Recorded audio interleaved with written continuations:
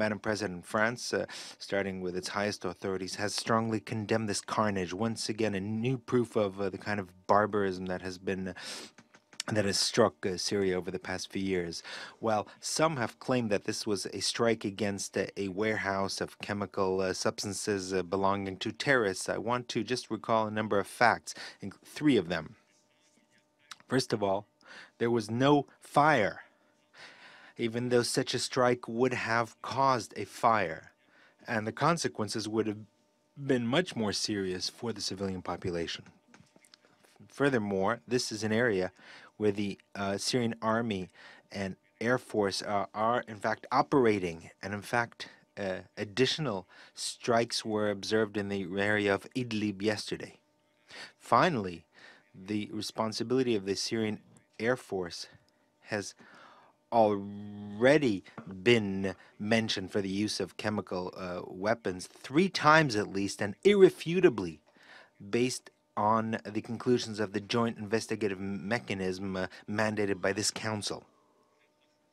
The atrocities committed yesterday, which constitute crimes of war, are to be added to further suspicion of the use of chlorine at the end of last month, and multiple cases that have been reported over the past few months, in particular in Aleppo during December of 2016. These atrocities, Madam President, illustrate tragically the destructive folly of the Assad regime. How long are we going to sit here and pretend that actions in this chamber have no consequences? That vetoes have no bearing on the lives of innocent men, women, and children? Russia has said that the opposition is responsible, that a regime airstrike struck an opposition depot for munitions. But we have seen nothing to suggest that any non-state actors in Syria have the sort of chemical weapons that would be consistent with the symptoms that we saw yesterday. Russia will say simply that we don't have enough information about the attack. And yet we have every indication that this was a sustained attack using aircraft over a number of hours. We see all the signs of an attack using a nerve agent capable of killing over 100 people and harming hundreds more. If that is not enough to demand action, what is? 中方对日前叙利亚境内发生疑似使用化学品作为武器，并造成大量平民伤亡事件深感震惊，强烈谴责任何针对平民的袭击行为。中方坚决反对任何国家、任何组织、任何人在任何情况下使用化学武器，这是我们的一贯立场，是不容曲解的一贯立场。叙利亚境内已多次发生使用化学品作为武器的事件，中方支持禁化武组织和联合国有关方面对叙境内发生的所有，我强调所有使用化学品作为武器事件进行全面、客观、公正调查，基于确凿证据，得出经得起历史和事实检验的结论。对使用化学武器的相关肇事者和责任方要绳之以法。叙利亚冲突已经进入第7年，已经造成大量无辜平民伤亡。中方对叙利亚人民遭受的苦难感同身受，呼吁叙利亚各方尽早结束冲突。政治解决是叙利亚问题的唯一出路。我们希望所有各方为政治解决创造条件，而不是制造困难。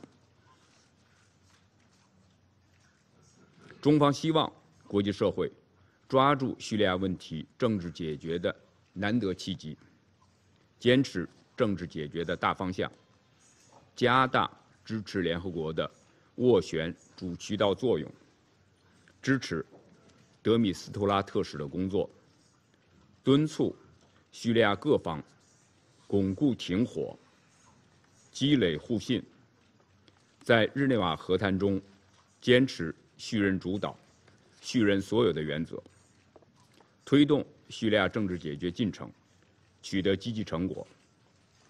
反恐是叙利亚面临的重大紧迫问题，国际社会应加强协调、统一标准，坚决打击所有被安理会列明的恐怖组织。最后，我希望再次指出，英国代表在安理会这个庄严的场所公然歪曲别国的严正立场是不能容忍的。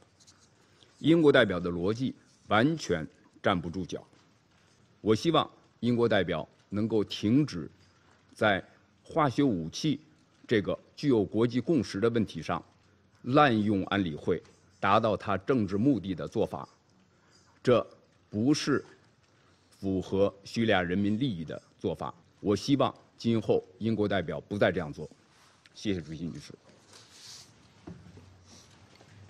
Your statements about China and Russia are unacceptable. This should not be repeated. We won't accept it. We won't hear it. We won't listen to it. You should account for answer for what Great Britain is doing in contributing to resolving the situation in Syria.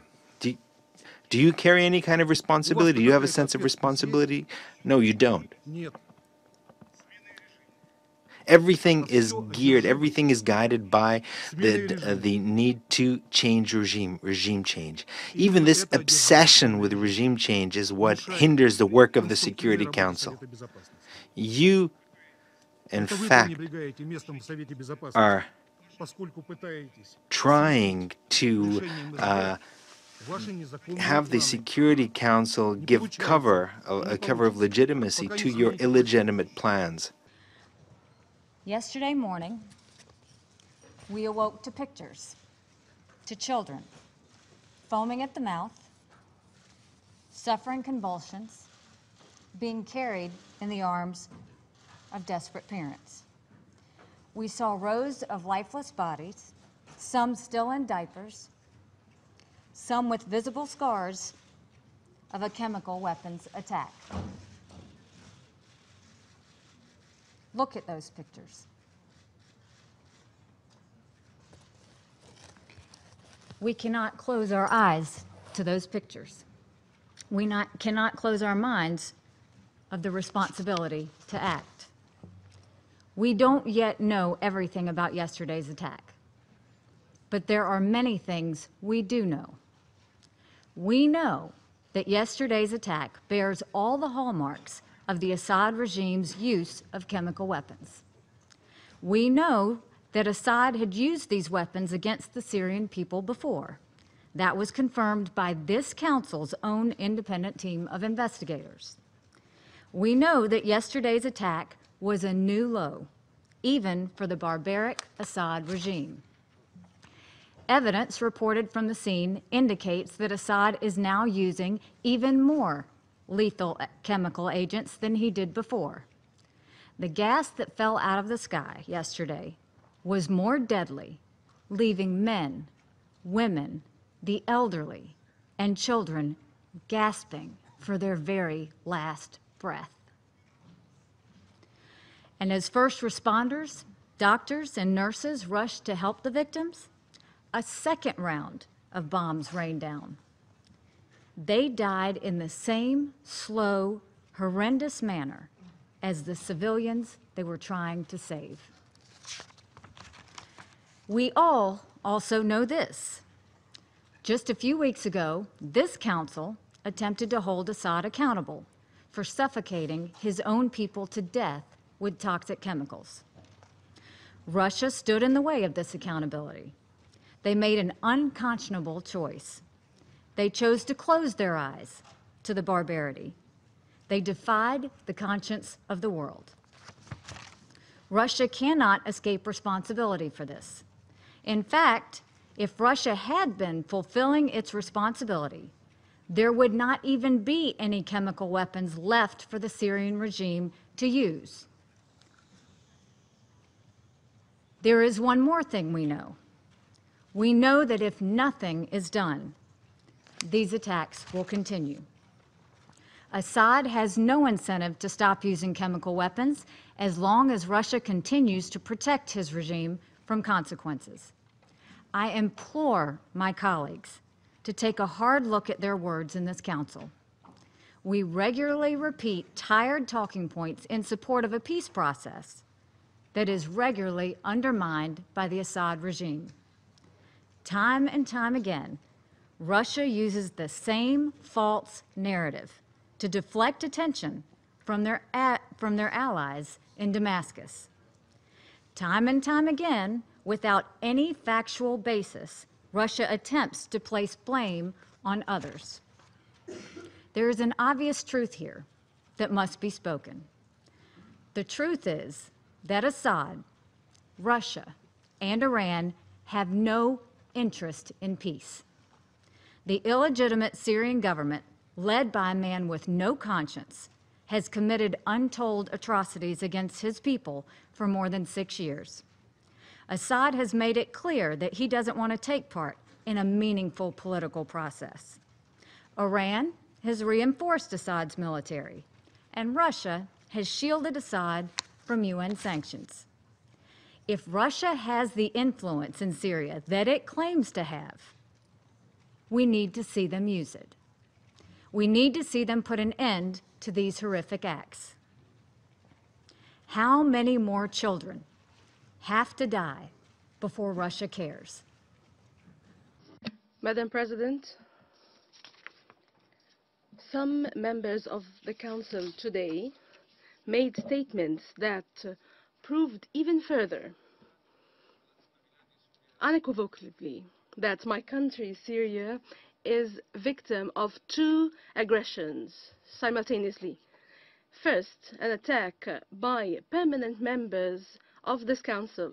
The second is a proxy attack by armed terrorist groups in Syria that are operating by instructions of these member states, permanent member states. They both seem to have an appetite for falsification and fabrication by permanent members of this Council. These are practices for more than 10 years in this Council. It started with a lie against Iraq when it comes to weapons of mass destruction in Iraq. First, we categorically reject false claims and accusations on the use of the Syrian Arab army of toxic chemicals against Syrian civilians in Khan Sheikhoun. These are used as human shields by the armed terrorist groups. Syria also reaffirms that the Syrian Arab army does not have any form or type of chemical weapons. We have never used them, and we will never use them. They do not think even for minutes about who is the real beneficiary of using toxic chemicals against innocent civilians. The answer is clear. The main beneficiary is the same regimes that have targeted Syria for more than 6 years. They try now to salvage and rescue the armed groups and their alliance of armed groups so that they would undermine the political process in Geneva and Astana. The scenario against my country, Syria, in the Council is the only explanation of the statements by the President of the Council in the month of March, as he declared that he will stand against any draft resolution tabled by the Russian Federation or China on opening the dossier of the possession of armed terrorist groups of chemical weapons in Syria and Iraq.